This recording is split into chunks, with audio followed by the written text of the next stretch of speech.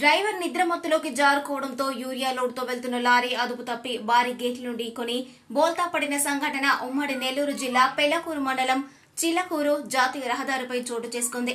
తమిళనాడులోని రాణిపేట నుంచి ఏలూరుకు యూరియా లోడ్తో వెళ్తుండగా ఈ ప్రమాదం చోటు చేసుకుంది. డ్రైవర్ శేఖర్ కు స్వల్ప గాయాలు కావడంతో హైవే మొబైల్ సిబ్బంది అతడిని శ్రీకాళహస్తి ప్రభుత్వ ఆసుపత్రికి తరలించి చికిత్సలు అందించారు.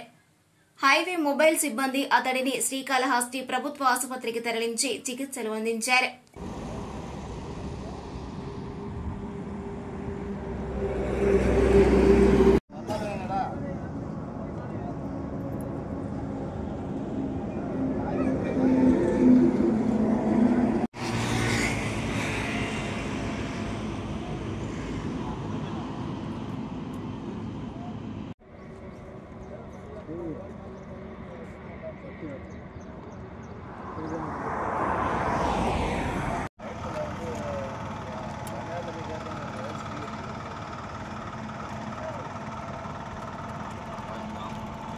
మరిన్ని న్యూస్ అప్డేట్ కోసం A3 న్యూస్ ఛానల్ ని సబ్స్క్రైబ్ చేసి బెల్ ఐకాన్ ను ప్రెస్ చేయండి.